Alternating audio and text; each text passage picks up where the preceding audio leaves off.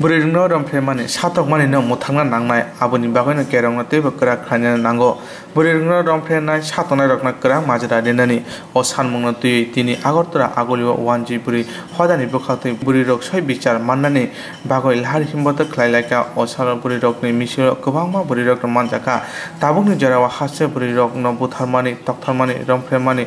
bangruk bangoi tongo o romfre jakmani buthar jakmani no ungoi tongmani no ungya khlainani baga haste hapa abona mokol kahangpe kaisonboi naina nango osane redi khlaimana tui kokthunang saikhnarika bureini adungjuk মূল দাবি হচ্ছে নারী ধর্ষণ নারী নির্যাতন ত্রিপুরা রাজ্যে সেই দীর্ঘ বাম অবস্থা শুরু হয়েছিল আর এই রাম আমলেও সেটা ঊর্ধ্বগতিতে চলছে এগুলি কেন হচ্ছে যারা দোষী তাদের উপযুক্ত শাস্তির ব্যবস্থা করা হচ্ছে না ওরা হয়তো কোনো বেশিরভাগই বিচার পাচ্ছি না আমরা ওরা হয়তো কোনো প্রভাবশালী ব্যক্তির কিছু আত্মীয় বা কোনো রাজনৈতিক রং আছে ওই জন্য ওদের বিচার আমরা পাচ্ছি না এই মোহনপুরের মন্ত্রীদেবের বাড়িতে আমরা গেলাম তারপর মোহনপুর থানায় আমরা ডেপুটেশন দিয়ে আসলাম তারপর আবার আগরতলা আমরা দিলাম মুখ্যমন্ত্রীর উদ্দেশ্যে জেলা শাসকের নিকট 3বার 4বার গেলাম দোষীকে ধরা হোক কিন্তু মন্ত্রীদের কেন তারপর একজন যেমন সাবালিকা তারপর একটা নাবালিকা ওইদিকে এয়ারপোর্টে পুড়ে মারা হয়েছে এরকম বহু ঘটনা সেগুলো তথ্য রেখে আমরা পারবো না আমরা দেখি ত্রিপুরা রাজ্যের বিভিন্ন জায়গায় মানে নারীকে গাড়িতে উঠিয়ে নিয়ে যাওয়া হচ্ছে ধর্ষণ করা হচ্ছে পুড়িয়ে মারা হচ্ছে শিশু ধর্ষণ হচ্ছে বৃদ্ধা ধর্ষণ হচ্ছে কিন্তু এগুলোর সুবিচার আমরা পাচ্ছি না তাই সুবিচারের জন্য আমরা বা নারী সচেতনতা গড়ে তোলার জন্য আমরা আজকে সবাই মিলিত হয়েছি আমাদের দাবি দোষীদের অতি সত্বর গ্রেপ্তার করে তাদের উপযুক্ত শাস্তির ব্যবস্থা করা হোক এবং যারা ধর্ষিতা হয়েছেন তাদের মৃত্যু হয়েছে তাদের পরিবারের আর্থিক সাহায্য করা হোক কিন্তু কিছুই করা হচ্ছে না এইরকম আমাদের আরও ওই যে অশ্লীল ছবি নগ্ন ছবি যেগুলো আমাদের সমাজে ক্ষতি করছে বা অশিক্ষা কুশিক্ষা সুশিক্ষার ব্যবস্থা নাই শিক্ষার ক্ষেত্রে একটু ঐশ্বরিক ভাব এবং এগুলো প্রচার করা শিক্ষার ক্ষেত্রে দেখা যায় আমরা বাংলা ভাষাকে বাদ দিয়ে দিয়েছি যার মধ্যে একটা আধ্যাত্মিক ভাবনা আছে সেটাকে ওই একাদশ দ্বাদশ শ্রেণী থেকে ঐচ্ছিক করে দিয়েছে তাছাড়া সংস্কৃত ভাষাকে তো বাম আমলে আসতে ওটাকে বাদ দিয়ে দিল এইভাবে দেখা যায় বিভিন্ন ক্ষেত্রে বিভিন্ন কালো আইন তৈরি করছে কৃষকদের স্বার্থবিরোধী আইন তৈরি করছে তারপরে আপনারা বিভিন্ন যে সমস্ত কালো আইন ক্যাব এনআরসি এগুলো তৈরি করে আমাদের বাঙালিদের দেখা যাচ্ছে যে ভূমিহীন করার চক্রান্ত চলছে আমরা দেখেছি সেই কংগ্রেস সেই ব্রিটিশ আমলে আমাদের ঘুমে রেখে আমাদের দেশ ভাগ করে দিয়েছে আবার এই সিপিএম সরকার দেখলাম আমাদের আস্তে আস্তে আমরা তোরা ত্রিপুরা ভাগ করতো এডিসি তৈরি করছে আর 40 বছর হতে চললো কিন্তু এখন তো আমরা ওখানে কেউ বাঙালিরা শাসন করছে না তাহলে জনজাতি যদি ওখানে শাসন করে তাহলে এখনও কেন জনজাতিদের দুঃখ বুঝছে না যারা মুখ্যমূল্যকে থাকার কথা যারা ওই এডিসির মন্ত্রী নেতা তারা আগরতলা শহরে থাকছেন বিলাসবহুল বাড়িতে কিন্তু যারা দরিদ্র যারা অভাবী তারা তো অভাবী রয়ে গেছেন এই সমস্ত বিরোধী আমরা এডিসি ভাঙতে চাই আর এখন যে সরকার আসছে সেটা তো আরও মানে বাঙালি জাতিকে ভাসমান জনগোষ্ঠী পরিণত করার একটা চক্রান্ত নিয়েছে ভারতবর্ষের বিভিন্ন রাজ্যে বাঙালিরা শোষিত নির্যাতিত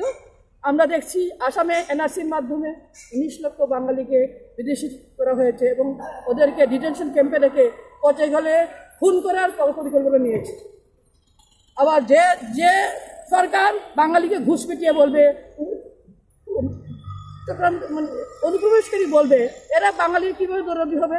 তাই আমরা এই সমস্ত যে সমস্ত দুর্নীতি চলছে বা কালো আইন চলছে তার বিরুদ্ধে আমরা গর্জে উঠব কেন এই সমাজটা পুরুষ নারী সহমর্মিতায় গঠিত তাই পুরুষের সঙ্গে মেয়েরা থাকতে হবে আর যে দেশে মেয়েরা বেশি এগিয়ে গেছে সেই দেশে বেশি উন্নত আমরা মহিলারা আমরা সমাজ গড়ার কারিগর আমরা সবাই সচেতনতা গড়ে তোলার জন্য আজকে আমরা এই সম্মেলনের কাজ আপনার নাম আমার নাম সুমন্তী দেব বাঙালি মহিলা সমাজের রাজ্য সচিব আমরা প্রত্যেক বছরই একবার বাঙালি মহিলা সমাজের রাজ্য সম্মেলন এবং র্যালি এবং পথসভা করি কিন্তু খুবই দুঃখের সঙ্গে বলতে হয়